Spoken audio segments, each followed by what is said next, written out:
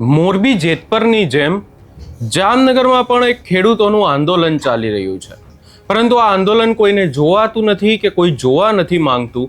એ એક સૌથી મોટો સવાલ છે. અને આ તમામ ચર્ચાઓની વચ્ચે હવે આમ આદમી પાર્ટીના નેતાઓ ત્યાં પહોંચ્યા હતા અને શું થયું છે એની વિગતે ચર્ચા કરીશું. નમસ્કાર, હું છું ઉજ્જવલ અને આપ જોઈ રહ્યા છો નિર્ભય ન્યૂઝ.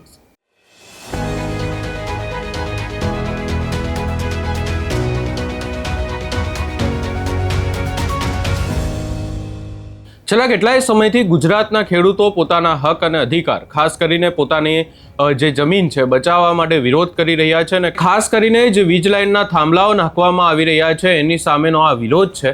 પરંતુ આ તમામ ચર્ચાઓની વચ્ચે હવે જામનગરનો જે ખેડૂત આંદોલન છે એ ચર્ચામાં આવ્યો છે અને આમ આદમી પાર્ટીના નેતાઓ ત્યાં પહોંચ્યા હતા અને તેમના દ્વારા શું કહેવામાં આવ્યું છે એ પણ સાંભળી લઈએ.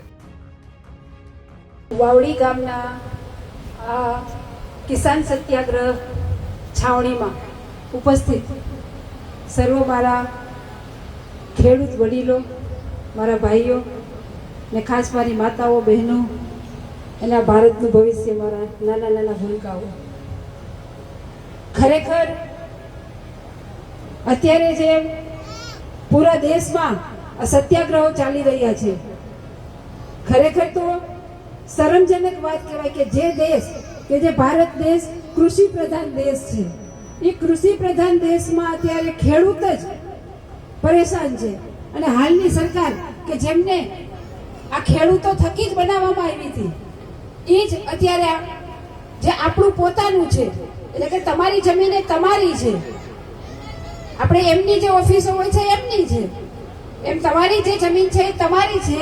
એમાં પણ આ જે કાળું કૃત્ય કરી અને આજે થાંભલા નાખવાના કાળા કૃત્ય કરી રહ્યા છે, એની માટે આપણે લડવું પડે છે.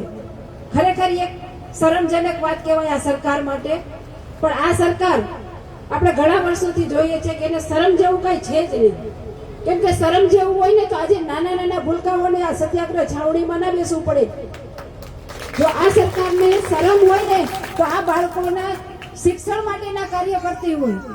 આપણે હમણાં થોડાક ટાઈમ પહેલા જોયું કે દિલ્હીમાં જે પેપર લીક થયા એના માટે કેટલા છોકરાઓએ જીવ ગુમાવ્યા, છતાં પણ આ સરકારને શરમ ના આવી.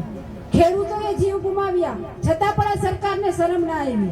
તો હવે કોઈ પાર્ટીની કોઈ કાર્યકર્તા તરીકે નહીં, પણ તમારી દીકરી તરીકે, તમારી બેન તરીકે તમારા બધા પાસેથી એક અપેક્ષા રાખું છું કે હવે આપણે નાત, જાત, ધર્મના ભેદભાવ ભૂલી એક થઈને આ શરમ વગરની સરકારને જાકારો આપવો છે. અને ઈ મારા એકલીથી કે મારા ભાઈઓથી નહીં થાય. સ્ટેજ ઉપર બેઠા હોય કે અહીંયા બેઠા હોય, આપણે બધા એક છીએ. આપણે બધાય જેમ મારા ભાઈ રાજેન્દ્રસિંહ સોઢાજીએ કીધું કે એકતા રાખશું તો જ પરિણામ આવશે. એકતા વગર કાંઈ નથી થવાનું. અને એકતા હશે ને તો પરિણામ ચોક્કસ આવશે. એટલે જે પણ પરિસ્થિતિ ઊભી થાય એનો બધાય સાથે મળીને સામનો કરીએ.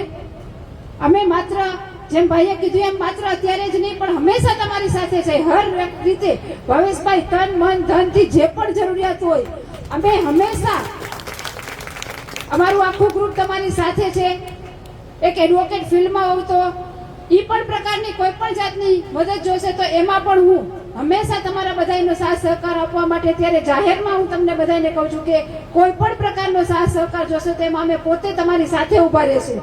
આ સત્યાગ્રહમાં અમે રોજ તમારી સાથે છાવણીમાં આવીને ભલે ના બેસી શકીએ, પણ દરેક પ્રકારે તમને જ્યારે પણ જે પણ જરૂર હશે, કોઈ રાજકીય વ્યક્તિ તરીકે નહીં પણ આ ભારત દેશની દીકરી તરીકે હું તમારી સાથે રહીશ.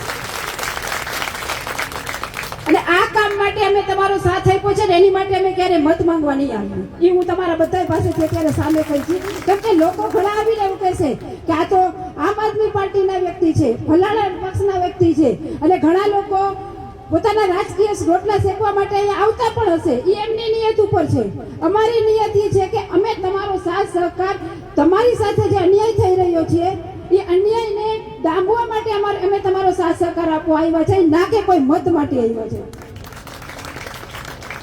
એટલે ખાસ હું બધા આખા છાવણીમાં જેટલા પણ લોકો મને સાંભળે છે એ બધાને એ જ વિનંતી કરું છું કે આપણું જે એકતા છે એ જ આપણું પાવર છે.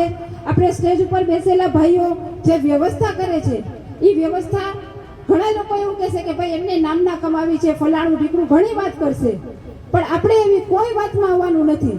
આપણો ધ્યેય જે છે ને એના સિવાય, જેમ અર્જુનને કબૂતરની આંખ દેખાતી હતી, બીજું કાંઈ દેખાણું નતું, તીર સીધું યાદ. આપણા બધાએ એક જ વાતની ધ્યાન રાખવાની છે કે આપણું ધ્યેય ઉપર આપણે ધ્યાન રાખવાનું છે. આડી અવડી કોઈ પણ વાતમાં જવાનું નથી. એટલી આશા અને અપેક્ષા તમારી પાસે રાખું છું. અને જ્યારે હું આવી શકીશ ત્યારે તમારી વચ્ચે ચોક્કસ આવીને છાવણીમાં પણ બેસીશ અને હરેક પ્રકારે આપ સૌનો સાથ સહકાર આપીશ. અને આજે તમે પણ અમને આટલો માન અને સાથ આવકાર્યા એની માટે હું ખૂબ ખૂબ આભાર વ્યક્ત કરું. એની જય બોલાવી. બોલો શ્રી રામા પીરની, બોલો શ્રી રામા પીરની જય. જવાન જય જવાન. વિશેષમાં શ્રાવણ મહિનો હશે અત્યારે. નમઃ પાર્વતી પદે હર હર મહાદેવ. હર. વિશેષમાં ખુશી તો એ છે કે જ્યાં ભારતનું ભવિષ્ય જે છે ને એ બહુ શાંતિથી ને વ્યવસ્થિત સાંભળે છે અને દરેક સૂરમાં સૂર મિલાવે છે ને એ મને અત્યંત ખુશી છે.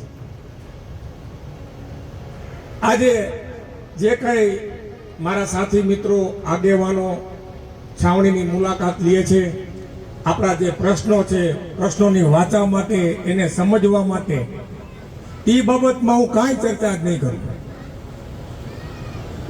ભાવેશભાઈ બહુ મારા જૂના મિત્ર ને બહુ સાથી મિત્ર, અમે ગૌ સેવક.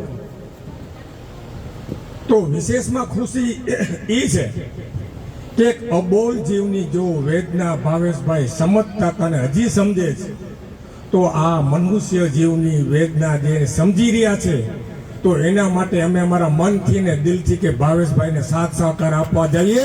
અને આ મનુષ્યો જે મારા ખેડૂતો છે એના પ્રશ્નોની વાચા આપવા માટે, એના નિરાકરણ માટે અમે પણ જઈને સ્વયંભૂ, હું, મારા બેનશ્રી, મારા સાથી મિત્રો, અમે અત્યારે અહીંયા ઉપસ્થિત રહ્યા. ભાવેશભાઈએ ઘણી લડત લડી છે. ઘણી વખત ઘણા નેતાઓ ડરતા હોય, બીતા હોય, પોલીસ સ્ટેશનમાં આપણી ફરિયાદ થાય, ઉપાડી જાય, જીપમાં ભરીને લઈ જાય. પણ એક જૂનો પરિચય આપો. અમારી ને ભાવેશભાઈના જીવનમાં કોઈ દી સિંગલ અમારી ઉપર ચોથિયું ફરિયાદ નથી થઈ. ધાક ધમકી, માર ફાડ, દીકરું પૂછડું આપણે ગામઠી ભાષામાં કહી. અને હું ને ભાવેશભાઈ તો અમે એવા ક્રાંતિકારી છીએ, આંદોલનકારી છીએ, અમે તો ડાયરેક્ટ તિહાર જેલમાં છીએ એવા છીએ બે ભાઈઓ. આ ક્રાંતિકારી કહેવાય ને, એ જ બધાને સાથે લઈને હાલી શકીએ, એ જ સમજી શકે અને એ જ નિરાકરણ લાવી શકીએ. હમણાં મારા સાથી મિત્રે જે હમણાં વાર્તાલાપ કરી, પંજાબની તમને વાત કરી. પંજાબના ખેડૂતોએ 1.5 વર્ષ સુધી આંદોલન ચલાવ્યું, જે ત્યાં પણ ટીકેતજીના જે નેતૃત્વમાં આંદોલન ચાલી રહ્યું હતું. તેમાં અત્યારે આપણા માનનીય શ્રી, શબ્દો તો સારા બોલી જેવા હોય એવા, માનનીય શ્રી વડાપ્રધાન શ્રી, છાનું મોડું બોલી લેવાય, રંગાબીલા ખાપરા કોટિયા, કાંઈ વાંધો નહીં, એમને પણ ઝૂકવું પડ્યું હતું. બહુ સારી વાત કરી. મુદ્દા ઉપર હું એ આવું છું કે આપણી બધાની એકતા ખાસ જરૂરી છે. વાવડી મધ્યે આજુબાજુના જેટલા પણ ખેડૂતોના ગામ છે, ઘણી બધી ચર્ચા આવતી હતી સાથ સહકાર બાબતે. એ બધાય આપણે એક થઈને રહેશું અને એકતાથી રહેશું તો ભલભલાને ઝૂકવું પડશે. અને આપણા ખેડૂત ભાઈઓના પ્રશ્ન છે, જે આપણા પ્રશ્નો છે, એનું નિરાકરણ એને સત્વરે લાવવું પડશે. અત્યારથી લોકો વિચારતા થઈ ગયા છે કે આનું નિરાકરણ કેમ લાવવું, કઈ રીતે સમજાવવું. ક્યાંક ને ક્યાંક એના અડતિયા મળતિયા, આગિયા પાગ્યા કરીને આપણે એના જાસૂસ મોકલવામાં આવશે, જાણવામાં આવશે, આક્ષેપ થશે, પ્રતિ આક્ષેપ થશે, ન બોલવાનું બોલવામાં આવશે.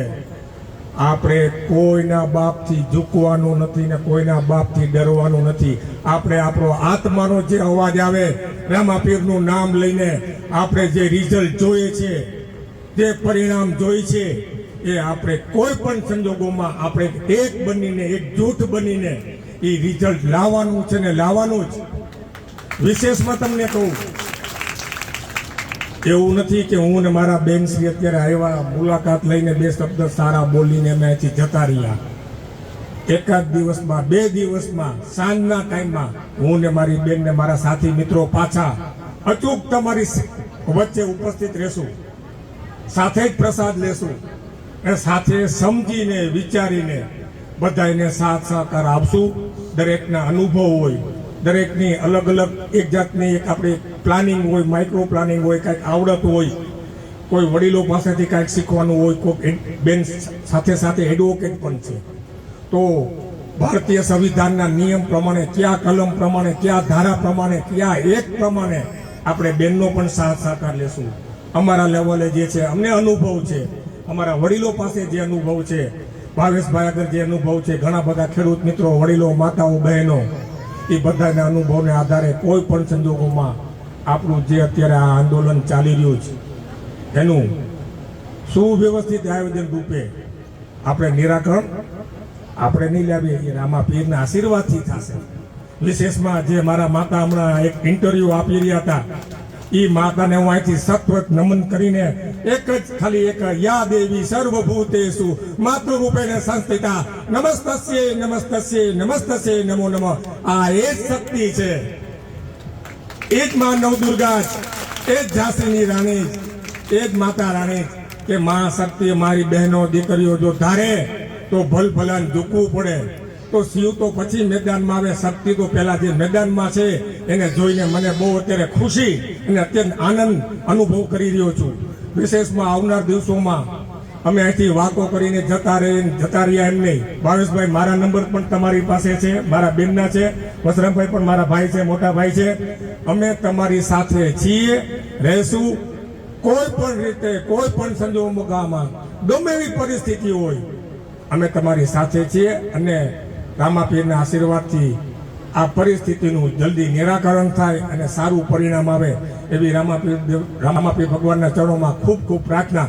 વિશેષમાં છેલ્લે મેં એક જ તમને બધા મારા માતાઓ, બહેનો, ભાઈઓને એક જ વિનંતી કરું છું, કોઈ પણ સંજોગોમાં, કોઈ પણ રીતે આ લોકો બહુ અંગ્રેજી પોલિસી વાપરશે, ડિવાઈડ એન્ડ રૂલ, ભાગલા પાડો અને રાજ કરો, એમાં આપણે બહુ સતર્ક રહેવાનું જ. એટલે મારી બધાને હાથ જોડીને એટલી વિનંતી છે કે તમારી જે આ એકતા છે ને, એ એકતા અખંડિતતા કાયમ રાખજો, જેથી કરીને સત્વરે આપણે ખેડૂતોની જે માંગ છે એનું સારું રિઝલ્ટ મળે. એના માટે આપણી એકતા જરૂરી છે. એટલે એના માટેથી હું એક શબ્દ બોલીશ, એકતા જિંદાબાદ. આપણી એકતા, આપણી એકતા, ભારત માતા કી જય. જવાન, જય જવાન. છેલ્લે રામદેવજીના ભગવાનનો ખૂબ ખૂબ આપણે આભાર. એના સમયમાં સરસ મજાના આપણે બધા ભેગા થયા, બધાના મન મેળા અને વિશેષમાં આપણે બધા સાથે રહીને આવા કાર્ય કરીએ અને જલ્દી નિરાકરણ આવે. એટલે એક જોરથી જઈ કે ઓલા જે આપણા દુશ્મનો છે ને એને સંભળાતું નથી ને, બેરા થઈ ગયા, એના કાનમાંથી આ બાજુથી નીકળીને આ બાજુ નીકળી જવું જોઈએ. બોલો શ્રી રામાપીરની. ધન્યવાદ. હવે આખા આંદોલનને લઈને પણ અનેક ચર્ચાઓ થઈ રહી છે, પરંતુ હજી સુધી સવાલ એક જ છે કે સરકારના કાન સુધી આ અવાજ ક્યારે પહોંચશે. આ સમગ્ર બાબતે તમારો શું અભિપ્રાય છે એ અમને કમેન્ટ કરી જરૂર જણાવશો ને અમારી ચેનલ નિર્ભય ન્યૂઝને લાઇક, શેર, સબસ્ક્રાઇબ કરવાનું ભૂલશો નહીં.